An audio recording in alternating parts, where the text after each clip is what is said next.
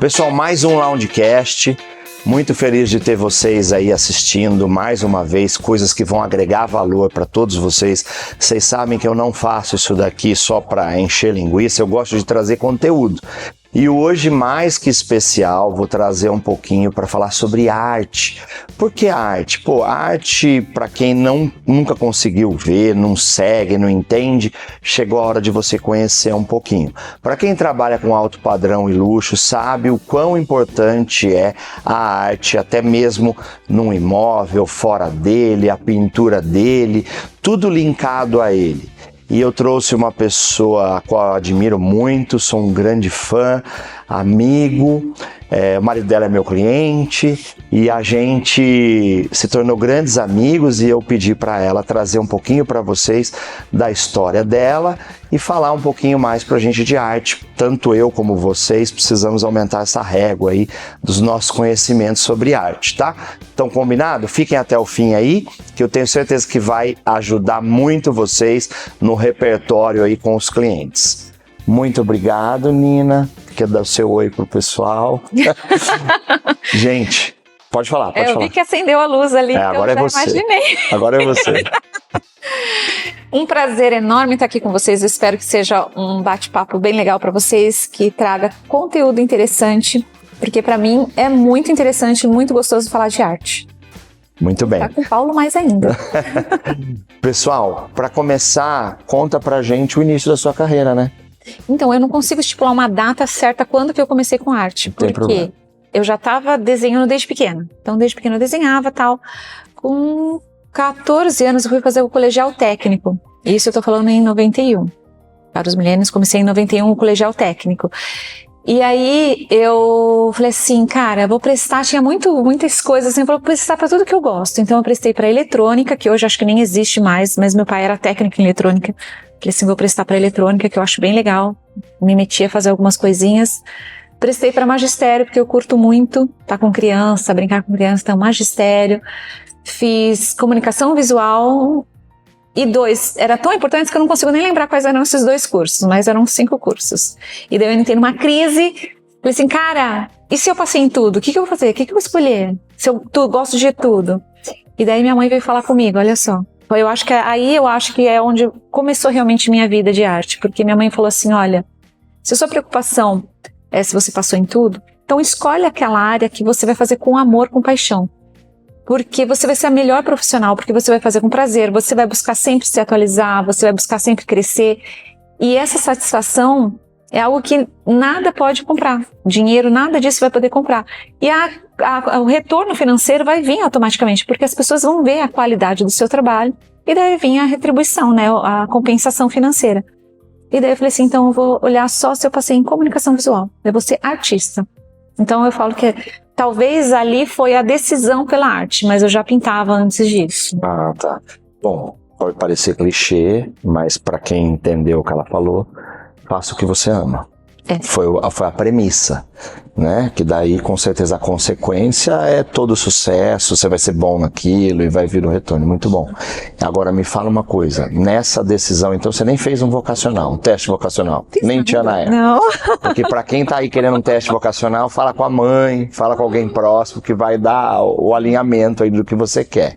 E daí, vamos lá, começou ali fazer nessa parte. Conta pra gente a primeira coisa que você fez, que você sentiu que foi uma virada de chave. Você falou, eu já desenhava, já fazia tal. Não, mas eu fiz um quadro, eu fiz um grafite. Primeiro, eu acho que é legal você falar pro pessoal o que tanto você atua na arte. Assim, os segmentos que eu faço na arte, eu faço arte contemporânea, né, quadros com técnica mista, variada, desde tinta acrílica, né, tela só com tinta acrílica, e às vezes eu misturo também robótica, Megatronic. Tô começando a usar um pouco de alguma coisa de tecnologia nas obras, e eu uso bordado, acabo pegando, resgatando algumas técnicas de artesanato que eu considero como arte. Grafite, comecei em 92, então é um dos ramos. Fiz também um pouco de videoarte, escultura, acho que é isso. Então isso seria um pouco de bastante, tudo que eu já fiz. Já é bastante, né? Legal. E aí, eu acho que o mais legal, gente, eu tenho um quadro da Nina, vocês vão ver aí, tá? Lindíssimo.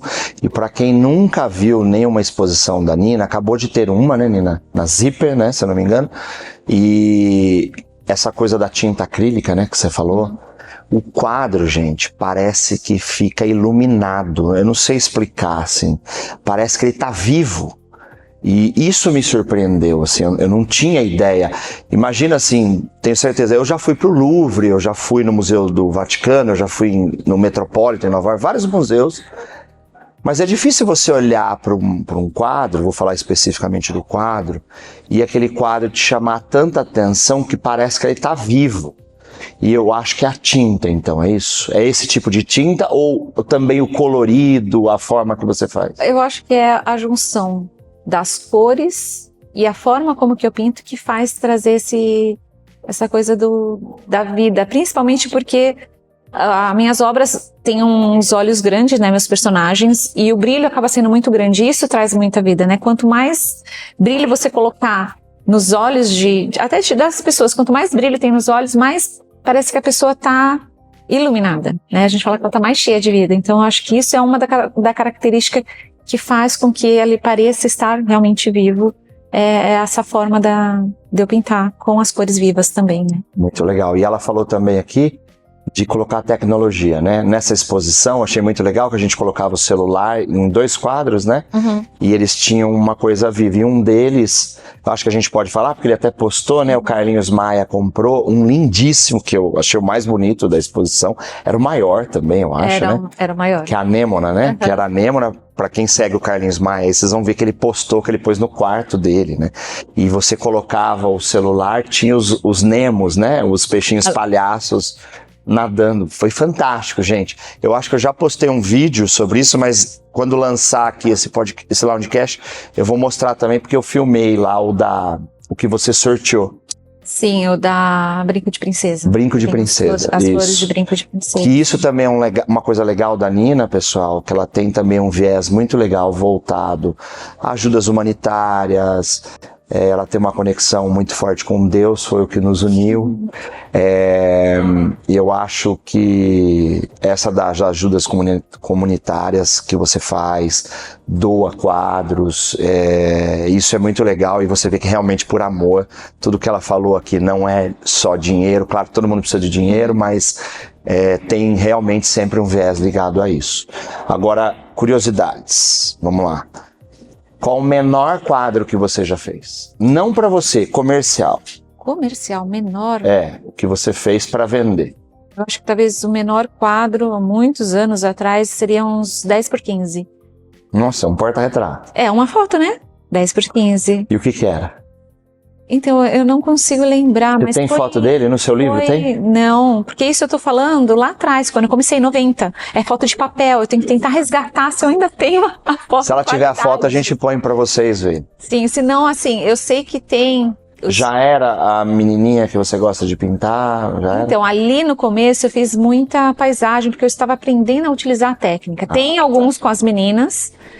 Mas talvez o menor seria, eu não tenho certeza a medida, mas eu calculo que sejam uns 40 por 30.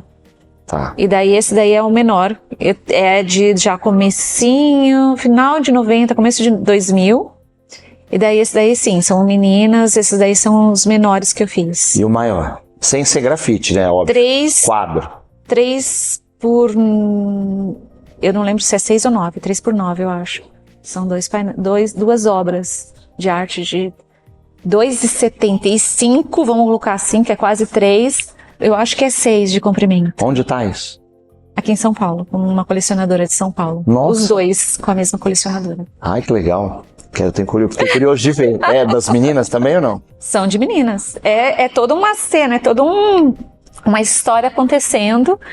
E engraçado que nesse quadro, mesmo sendo enorme, né, muito grande, eu tive que fazer eu pintei ele inteiro, mas ele é feito em partes, depois nós tivemos que juntar, porque não ia ter como transportar uma obra desse tamanho, ia ficar muito difícil e tal, para chegar onde tinha que chegar, no ambiente dela, e tem parte que eu usei até lápis aquarelado.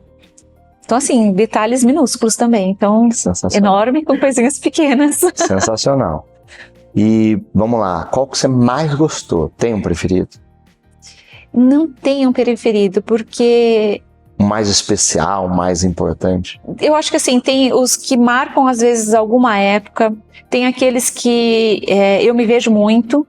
Se for ver assim, o que é especial pra mim, de todos, são 3. Um que eu pintei dos meus 2 gatos, que ficaram comigo por 20 anos. Teve um que eu pintava, o Hakim. A capa do livro é um... A capa do A livro... capa do seu livro é um gato. Não. É o do gato, não é? Não, a capa do livro é um peixe. São Nossa. peixes e as carpas. Mas tem o gato lá dentro. Ah, tá. Talvez por isso que você ficou com o gato. Tá. Um gato gigante. Que é também o do meu gato, o Hakim, que virou uma escultura que estava no MAC. Ah, E agora tá. ele vai para um outro projeto. Porque eu pintei pra mim. Então são meus 2 gatos. Aí a outra tela é minha cachorrinha. E a terceira é uma tela que eu pintei, que foi o meu livro de assinatura do casamento, que é metade da tela é a minha metade, a outra metade é a metade dele. E daí no meio virou o livro de assinatura. Então acho que são as 3 obras que têm um significado porque eu fiz pra mim. Legal. Mas todas as outras têm sempre um quezinho assim que... Teve umas que eu não queria nem vender. É, mas Sempre é assim. tem, sempre tem. É. Mas tem muitas que têm histórias que ficam gravadas, sabe? De você pintar e você achar que você teve uma ideia, que nem fui pintar uma obra para uma família e daí eu comecei a conversar com eles contando histórias e tal, para eu saber o que eles gostavam, para pôr elementos que tivessem a ver com a história da pessoa. Então, Só um parênteses, a Nina pinta sob demanda, também. né? Isso que é legal, é esse tem- caso. Isso, tem pessoas que ficam na lista de espera esperando aparecer obras para poder comprar. Sim. E tem as pessoas que fazem encomenda, né? Eu tenho uma parede horizontal, precisava de uma obra horizontal e a gente faz por encomenda, né? Eu faço por encomenda. E daí, nesse caso, era uma encomenda, eles estavam mudando para um apartamento e eles queriam uma obra horizontal, mas que tivesse um significado para a família. Eu falei, então, para ter significado, eu preciso da história, me inspirar na história da família. E daí eu fui, pintei e tal, não sei o que. Eu falei assim, cara, quer saber? Eu vou pôr uns balões, aquele balão de ar quente. Achei que ia ser bem lúdico, né? Vou por aqui, achei que era uma ideia criativa demais, original, pensei do nada. Quando eles foram lá para ver a obra pronta, eles olharam e falaram assim, Nina, você não acredita? Eu não lembro se ele pediu ela em casamento numa viagem de balão, mas tinha uma viagem de balão que era marcante pro casal. Eu falei assim, cara, eu não sabia. Então essas coisas fazem para mim que aquela obra se torna muito especial para mim. Sim. Porque eu sei que eu tive uma influência de algo maior para eu fazer algo que realmente tivesse importância para eles, sem eles saberem que ia estar lá. Então, Muito legal, muito legal. E o legal também que na última galeria que você estava, que eu fui lá conhecer, você colocou umas abelhinhas escondidas, né, nos quadros. Conta pro pessoal que tem algumas fases que você coloca, né, algum elemento que se repetem, mas trazem um significado, né, no caso. Teve uma exposição que eu fiz, tinha uma obra que tinha alguns personagens, coelhinho, ursinho, saindo do coração da personagem principal com alguns corações na mão. E daí eu espalhei esses personagens, pintei alguns outros personagens espalhados na galeria, assim, em cantinhos escondidos. E durante a exposição as pessoas tinham que ficar procurando os coelhinhos e ursinhos que estavam voando com o coração na mão. Então foi uma coisa divertida. Nessa última eu coloquei abelha e borboleta, por 2 motivos. Elas estavam escondidas porque eu comecei a colocar muita abelha, vi que estava se repetindo muito isso, porque é algo que eu realmente gosto e eu estou vendo a importância. A abelha, porque elas trabalham em equipe, elas valorizam muito o trabalho em equipe. Já vi vários vídeos de às vezes a abelha tá virada ao contrário, presa em alguma gotinha, todas elas vêm puxando pela patinha para salvar a abelhinha. Ninguém valoriza isso, né? Então, mas elas trabalham em equipe, elas são super fiéis à abelha rainha, são muito fiéis mesmo. Elas estão quase em extinção, aqui principalmente em São Paulo, elas estão com um problema muito grande de extinção e elas são extremamente importantes para que algumas frutas realmente se tornem frutas. Então, se não tiver a abelhinha por exemplo, o morango, não vai virar morango, vai ter a flor. Se ela não for lá polinizar, não vai virar morango. E tem abelha específica, por exemplo, para polinizar a pitaia. Ela pode dar a flor. Ela não vai dar a fruta se não tiver abelha específica para lá. E as pessoas não estão nem aí para abelha. Então, assim, ela é algo que, para mim, eu vejo com uma importância, porque ela simboliza muita coisa, né? E é uma grande arquiteta também, né? Porque você olha a casa delas, é linda demais. E a borboleta, porque, para mim, a borboleta, enquanto ela é larva, ela fica um tempo lá, ela sofre, ela caminha por um espaço muito limitado. E daí ela vai lá, fica um tempão para construir o casulinho dela, fica hibernando. Para ela sair, esse tempo de transformação dela é algo muito dolorido, ela faz muita força para que as asas abram e fiquem perfeitas para ela conseguir voar. Se a gente for lá tentar minimizar a dor dela e o sofrimento, a força que ela faz, a gente estraga as asas dela. Então ela tem que fazer, ela é obrigada a fazer aquela força. Mas ela sabe que se ela passar por esse tempo de transformação, ela vai expandir o espaço dela, ela vai conseguir percorrer um caminho muito maior, mesmo que por um dia.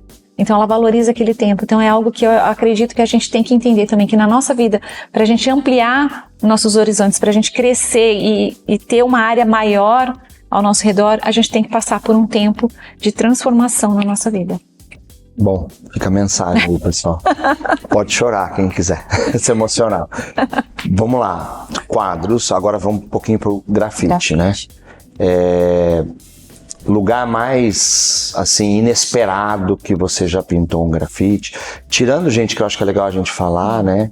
Até antes da gente começar aqui o Loungecast, a Nina falou pra mim que ela pinta muitos imóveis, né? A pessoa pede, dentro da casa eu quero pintar uma parede, pintar isso e aquilo. Então fica a dica aí, se eu não me engano, acho que o próprio Neymar também pintou, ele pediu pro Cobra, acho, né, pintar alguma coisa dele, da quadra, sei lá. Então, assim, é uma coisa que o público consome, né? Às vezes não só o quadro, mas o grafite, né? Porque a gente vê muito grafite pela cidade, né? Não necessariamente tanto dentro das casas, mas existe essa demanda que você me disse, né? Tem sim. Eu tenho ela é colecionadora de arte e ela morava num duplex. E o pé direito da sala era duplo e incrível, eu acho maravilhoso, né? Quando você vê aquela parede enorme. E ela falou assim, eu não quero um quadro tradicional, eu quero que a obra esteja na minha parede, direto na parede. Então eu fiz uma pintura, inspirada em toda a ambientação, pensando também, não deixando o meu estilo de lado, a minha essência de lado, mas pensando também em harmonizar com o ambiente, porque daí não é um quadro que você consegue tirar e repor, é algo fixo. Então eu pintei na parede direto do apartamento. E daí a família dela foi crescendo, foi tendo filho, ela teve que se mudar, ela ficou super preocupada. Ela falou, Nina, o que eu faço para proteger? Porque ela falou assim, eu tenho um carinho, um cuidado muito grande com essa obra. Ela falou, e agora o que eu faço para proteger? Então as pessoas, geralmente, quando pedem uma obra na parede, elas sabem que existe um valor, que é um valor que vai estar lá, querendo ou não, agregado, e que tem que ser preservado. Então tem que ter estratégia para pintar. Não dá para pintar em parede, por exemplo, que tem passacano, alguma coisa assim, senão perde a obra. Mas existe um público que gosta disso, que sair do convencional, do tradicional, que são os quadros na parede, e pôr o quadro na parede assim, um quadro mesmo, mas fazer a pintura direto na parede. E é muito legal. Tem até o castelo, né?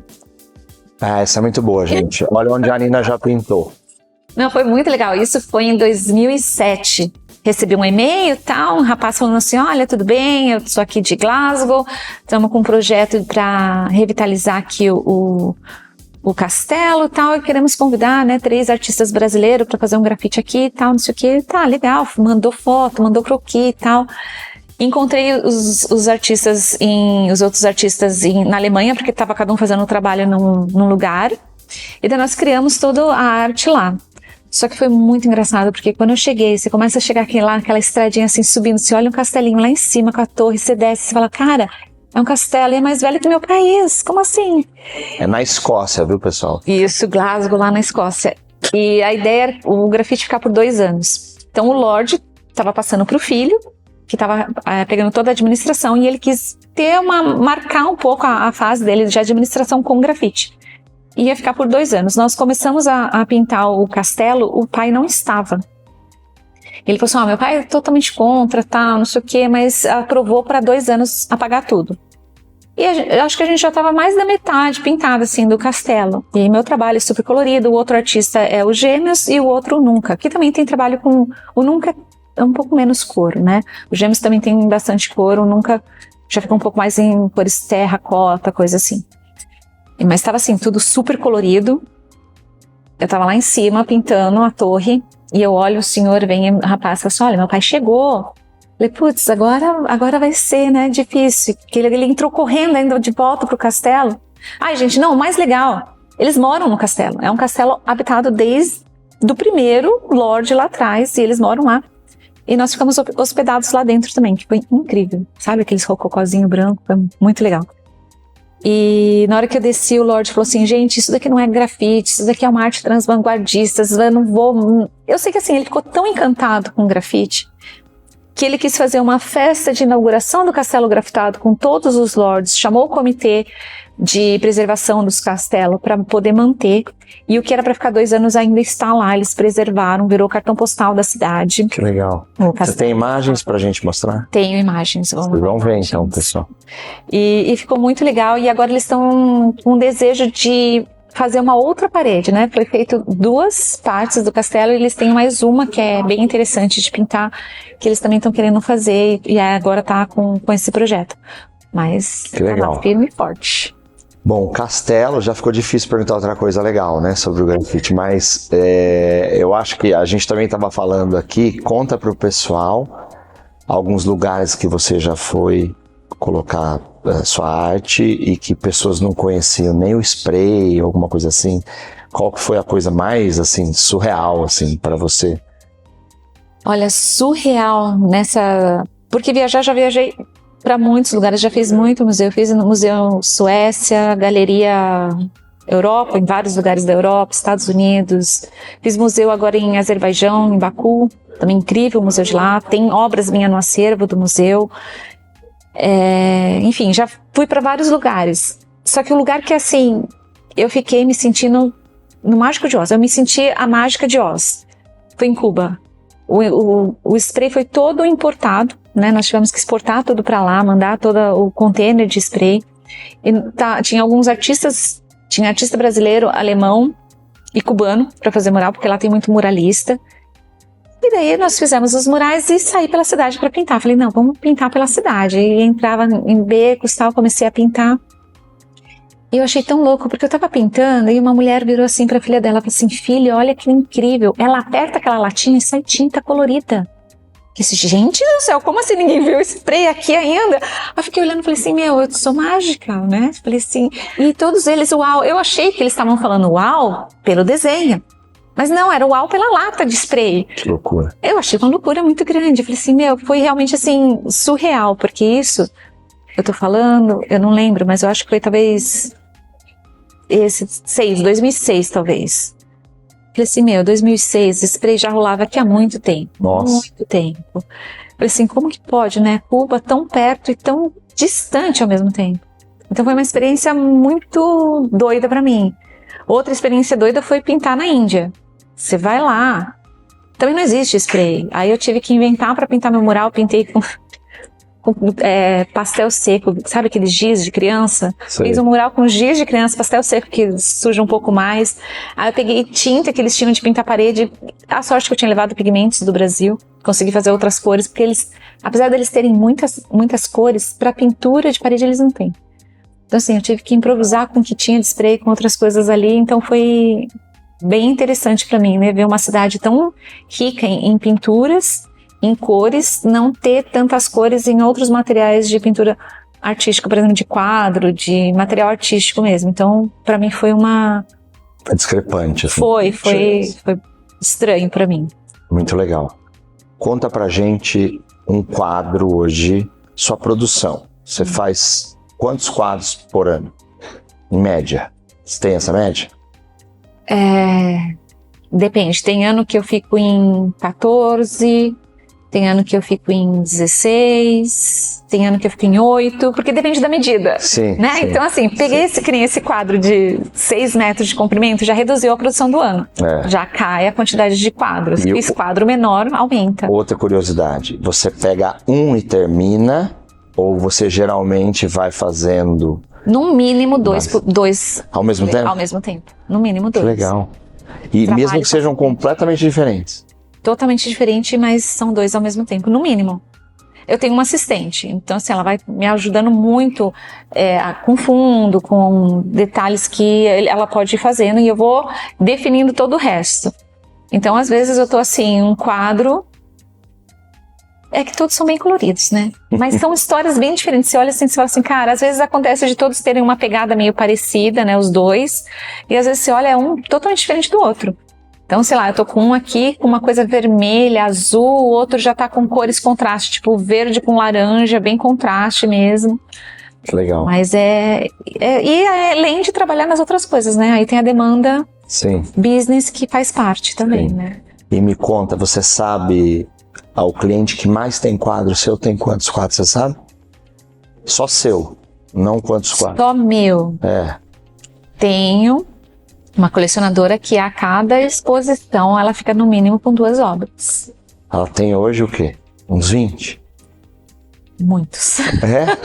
Não consigo. Ela vai abrir o museu da Nina, então. Agora de cabeça eu teria que ficar contando para ver quantos que ela tem, mas eu não sei. Eu não consigo assim, sabe, calcular agora quantos, mas ela é uma grande colecionadora.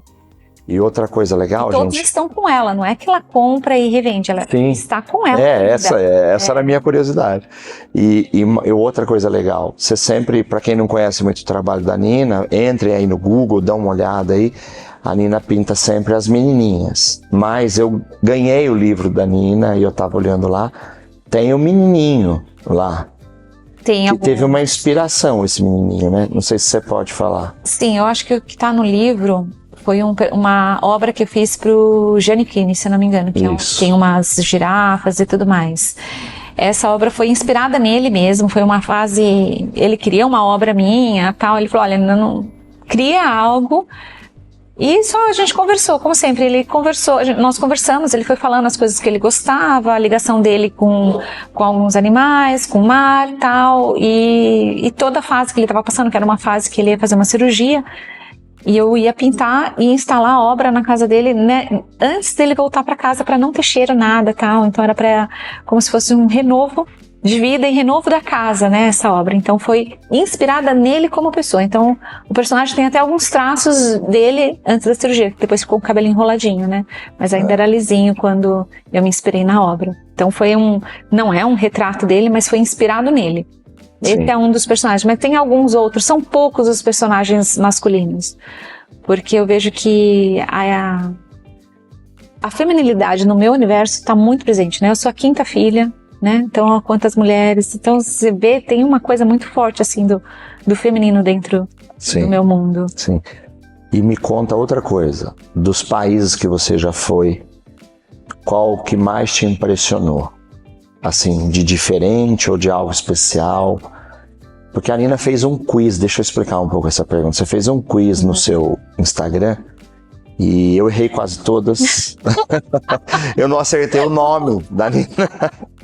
Por favor, fala o seu nome, pessoal. Meu nome é Karina. Karina, gente. Eu errei até isso, que eu acho que eu pus Marina, que era Nina, sei lá.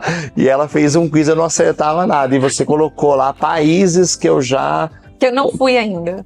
Que eu não fui ainda, E por mais óbvio que parecia, na verdade não, tinha alguns países que você já tinha ido. Qual que foi pra você, assim, o mais diferente mesmo? Assim, tipo, nossa, não imaginava que eu estaria aqui ou colocando minha obra aqui em algum lugar. Bom, quando eu escolhi lá ser artista, eu falei, vou ser artista, eu nunca imaginei onde que eu ia chegar, como que eu ia chegar, o que que eu ia ser. Eu ia ser artista, pronto, 14 anos não sabe nada da vida, ainda mais sem internet, sabe menos ainda, né? Então, quando eu recebi um convite para fazer uma exposição fora do Brasil, minha primeira exposição foi em 2002, fora do Brasil, eu já tinha feito aqui no Brasil. Alemanha, Munique, o país mais certinho, no meu ver, assim, de onde aonde eu conheço, né? Que tem um relógio ali falando que o ônibus vai chegar 8h52, ele chega 8h52, ele tá com a porta abrindo, assim. Então, pra mim, era um país muito louco. Então, ali foi um choque muito grande cultural pra mim. Imagina, sair de São Paulo, né? Terra de... Qual foi a cidade? Munique? Munique. Então, assim, eu conheço Munique. Então, pra mim, foi um choque muito grande. Sair do Brasil, chegar lá... Já tinha sido a Olimpíadas lá. Foi 2002 já. Porque eu fui lá na Vila Olímpica, em Munique. Então, acho que já tinha... Não, foi depois. Então, eu não lembro. Eu fui em 2013. Então, teve a Olimpíada. Eu fui lá na época da Olimpíadas também. Tem um mural meu feito porque tem vários grafites na cidade por causa das Olimpíadas. E tem um meu lá também. Mas eu não lembro o ano. Mas foi depois. Pena que eu não te conhecia, senão eu ia procurar seu mural. Foi depois. Triste. Então, a primeira vez que eu fui para fazer uma galeria lá, foi isso. Então, assim, foi choque. Eu cheguei ia começar a primavera, mas era um frio de lascar, que eu falei assim, cara, não tinha nem roupa para aquilo. Então foi muito especial para mim. Uma cultura diferente, o pessoal assim, você não pode errar, porque se você errar, você errou, problema seu, vai, se vira e faz de novo. Foi uma experiência muito louca para mim. Então, é um lugar que eu tenho com muito carinho, foi a abertura do mundo. Foi a abertura para mim. Legal. Mas assim, de diferente, Cuba, muito loucos, parece que você volta no tempo. Deixa eu ver o que mais. Índia, a quantidade de cor, de informação e de barulho também é incrível. Índia, você foi a Mumbai? Você foi a Mumbai. Fiz a exposição lá, foi na época que teve o atentado no Taj Mahal, que era onde eu ficava, assim, teve um táxi explodiu quase na frente da galeria. O Taj Mahal era onde a gente ia almoçar, jantar, tinha a livraria, era onde passava o tempo. Então, assim, eu cheguei em São Paulo, aconteceu tudo isso. Eu deixei meus amiguinhos lá, não, brincadeira. Mas assim, pra mim foi muito legal, porque é muita cor, muita vida. E eu viajei em mais 2 cidades quando eu tava lá pra conhecer, que foi a Jantelora e mais uma outra que eu não lembro. Que tem aquelas templos esculpidos na pedra, então pra mim foi muito legal ver isso. O que mais? Japão é muito louco. Pena que eu não tive tempo para conhecer a cidade, mas também... Então, assim, cada país eu tenho uma historinha especial com... Você tem a conta de quantos já foram? Eu sei os lugares que eu fui, mas eu não sei quantos, nem quantas vezes, porque alguns lugares se repetem. Sim. Né? Que nem Londres se repete muito, Nova York se repete muito, Miami se repete muito, Munique se repetiu muito por muito tempo, agora não tanto. Mas... Agora, os aspirantes que estão nos assistindo, quem não quer ser corretor de imóveis, não quer trabalhar com isso, quer ser artista, quer pintar, quer fazer grafite, não importa. Para você nasceu com isso, você acha que já era algo dentro de você e você desenvolveu? Você acha que é possível alguém desenvolver? Bom, eu não sei nem se tem outra alternativa para essa pergunta. Você acha que alguém pode receber uma mensagem divina e agora é? O que você acha? Como foi para você? Para mim, eu vejo acha? assim que eu já nasci com um dom artístico. Quando eu fui fazer meu primeiro livro, que chama Nina, que está esgotado, não tem mais, eu fui buscar em cadernos das minhas irmãs desenhos, porque eu desenhava muito, né? Eu sou a caçula, então os cadernos delas eram todos desenhados por mim. Eu pensei, vou resgatar algumas coisas, desenho de tipo 4, 5 anos. Aí fui pra minha irmã mais velha, número 1, que escrevia poemas. Falei assim, eu lembro que no seu caderno de poemas você desenhava tudo triste, eu desenhava tipo tudo feliz, a mesma coisa, tudo feliz. Falei, deixa eu ver os desenhos. E eu fui ver, ela falou, não, tem os números, quando a gente estava te ensinando a escrever os números, eu transformava os números em desenhos, em personagens. Então tem um número 4, que eu coloquei até no livro, que eu transformei numa menina. Então tinha os olhos grandes, a menina, cabelinho, o vestidinho todo estampado, que é uma marca muito presente nos dias de hoje no meu trabalho, tem muita estampa. E ela tinha o pezinho com os dedinhos, tudo lá, bonitinho, eu tinha 4 anos. Então, já nasceu. Já tirou a dúvida da minha pergunta. Então, e já tinha característica, olho grande, estampa, coisas que eu falei assim, eu achava que eu estava descobrindo né, sei lá, gosto de moda agora, né, que eu me descobri como pessoa, como ser humano. Não, essa estampa já veio comigo lá de pequena. E daí minha irmã falou, não, Nina, você, tanto que meus personagens, eles estão sempre, a maioria, vestido ou saia. Ela falou, Nina, quando você tomava banho, a gente tinha que pôr vestido, e vestido estampado, colorido, não dava pra ser shortinho, não, você queria vestidinho. Então eu falei assim, cara, isso já veio, eu fui resgatar em 2011, tipo, depois de anos de vida que eu identifiquei. Então sim, eu acho que existe um dom que nasce com a pessoa e ela vai aperfeiçoando ou ela enterra. Uhum. Você faz o que você quiser com esse dom. E sim, a pessoa também pode desenvolver a técnica. A criatividade, talvez não. A essência, sabe, aquela coisa de deixar o quadro vivo, talvez não, porque ali é a essência. Eu acho que o meu quadro, ele tá vivo devido às técnicas e tudo, mas é porque eu gosto de transmitir vida no meu trabalho. Então ele vai transmitir vida pelas cores e por tudo mais. Mas a técnica todo mundo pode aprender. Eu acredito que todo mundo pode criar algo realmente, desenvolver algo, compor algo, por exemplo, para músico, ou criar uma peça de teatro não é para todos. Entendi. E daí, olhando um pouquinho sobre os tipos de pintura, surrealista, clássica, cubismo e tal, qual que, na sua concepção, assim, você acha que seria o mais difícil de fazer? Falando em técnica, é o hiperrealismo. Esse técnico eu acho que é uma das mais difíceis de técnica. Agora, falando de você estar no movimento e fazer parte dele, o mais difícil é você querer estar num movimento que não é o seu, a sua linguagem, porque a linguagem nasce com você. Sabe, não é algo que você vai desenvolvendo e aprimorando ela. Mas, por exemplo, eu não falei que eu nasci com as estampinhas lá, o número 4, cheio de estampinha. Tinha outros desenhos também, cheio de estampinha. Mas já estava ali essa essência, e eu não estava em nenhum movimento artístico. E quando eu comecei a pintar, aquilo continua aflorando no meu trabalho. Então, eu acho que talvez o movimento é algo que já está dentro de você. Na hora que você põe para fora, você vai descobrindo. E daí a técnica acaba se tornando super fácil. Perfeito. Nina, conta um pouquinho para o pessoal aonde eles podem conhecer mais você, sua arte. Tem algum website, Instagram, que depois o pessoal da produção coloca lá, onde que o pessoal te encontra para saber um pouquinho mais. Virtualmente, internet, né, no site ninapandolfo.com.br, Instagram, Nina Pandolfo. E se jogar no Google Nina Pandolfo, vai aparecer daí as galerias que tem em Londres, São Paulo e museu e tudo mais. A internet mostra tudo. E uma pergunta que é tradicional nossa, que eu nem te fiz antes, porque eu queria pegar de surpresa, óbvio. Isso é amigo. O que é lá para você? Isso é uma pergunta que eu gosto muito, que quando eu fui fazer a reforma do meu apartamento, a arquiteta falou assim, o que significa lar para você? E eu vou dar a mesma resposta. É como um ninho de passarinho. Eu posso ir para qualquer lugar do mundo, mas eu tenho um lugar, o meu porto seguro, o meu ninho, que eu vou voar, vou fazer tudo que eu tiver que fazer, e é onde vai me acolher, é o meu porto seguro, mesmo que seja aquele ninho mal feito numa árvore, mas é onde a gente se sente bem, onde se sente seguro, e é onde vai construir laços e vínculos e vai contar a minha história. A minha casa hoje, ela conta a minha história. Então, assim, peças que eu achei em, sei lá, brechó, feira de antiguidade na Europa, coisa que eu achei na rua, presente que eu ganhei, desenho que me deram. Então tem toda a minha história ali. Então se a pessoa entrar na minha casa, ela vai conseguir me conhecer sem eu estar lá.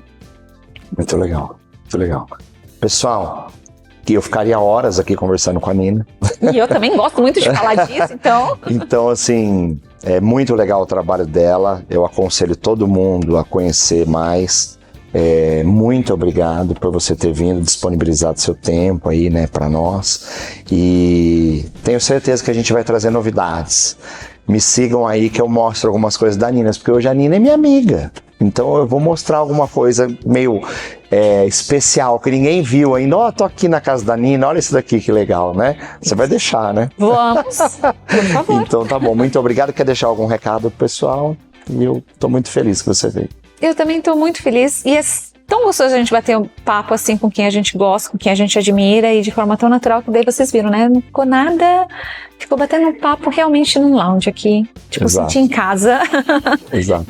E o que eu tenho para falar, que eu sei que deve ser, o público é um público muito variado, mais exclusivo, né, na área de imobiliária, mas eu acho que assim, não tem como a gente ver um lugar sem ver arte. E não tem como a gente ver arte sem ver um lugar. Então, assim, a arte, ela tá muito conectada a lar, por exemplo, a viagens, a vida. Então, é muito difícil a gente separar a arte da vida. Então, acho que é isso. As pessoas olharem a arte tentando senti-la, não tentando achar um porquê, nenhum fato, nenhuma história, mas sentir arte. Como a gente, às vezes, olha uma paisagem quando a gente tá viajando, né? Show.